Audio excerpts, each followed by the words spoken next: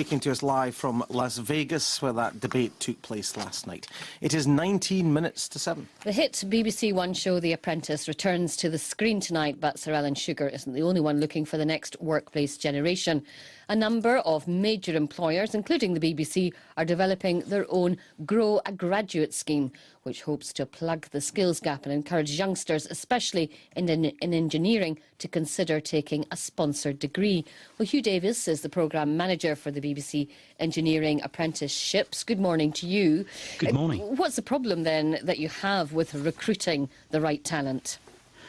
We're facing some challenges, particularly around the engineering and the STEM industries, in terms of getting graduates who are coming out of university who are work ready, and particularly with our niche kind of industry where we're dealing with broadcasting. It's not every single studio or college has a major television or radio studio there for young students to learn. So we're always having to train up and upskill graduates when we do recruit them directly. Is it just because most of the jobs now are much more specialised than they were, or has it always been the case? I think it's always been the case. I mean, the BBC has been running training and development courses for the last 40 years from our training base in Evesham. I spent a good time over there myself. I have to say, it seems like university might be a bit of a waste of time then, from what you're saying. You know, would it not be better to get people straight from school on apprenticeship schemes and train them up for the job?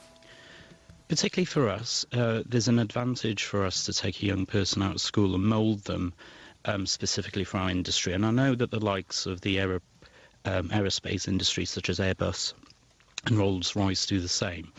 I do find it quite challenging when I'm recruiting graduates. And I think it stems from school in terms of the advice that they're given. If I would like to go into an industry such as broadcasting, but from a technical point of view, the advice from schools and career advisors is, well, you need to do media studies. Well, you might need to do music technology. That, for me, creates a problem because I need maths and physics. I don't need someone to operate a sound desk or camera. Yeah. Is it an expensive option for employers, this option that you're talking about? Yeah, of course. We are picking up the bill for the university degree, but at the end of it, we get a more richer young person. For an 18-year-old that I take in September, 3 years on, that individual will be more or less 4 or 5 years ahead of a standard graduate who's coming straight out of university. Yeah, and you wonder why it's so difficult to attract these youngsters into what you call the STEM subjects, the science, technology, engineering and maths, is that right? You know, because the salaries are much better than you would get from, say, studying media studies. Exactly, and that's where the jobs are. We have around about 20 to 25,000 young people leaving the media study type of subjects each year, coming from schools and colleges across the UK. We don't have those many jobs for them to work behind the scenes and write scripts for EastEnders and everything, but where the jobs are building and upgrading our infrastructure. TV and radio is a science, and we need those technologists behind the scenes to develop it for the future.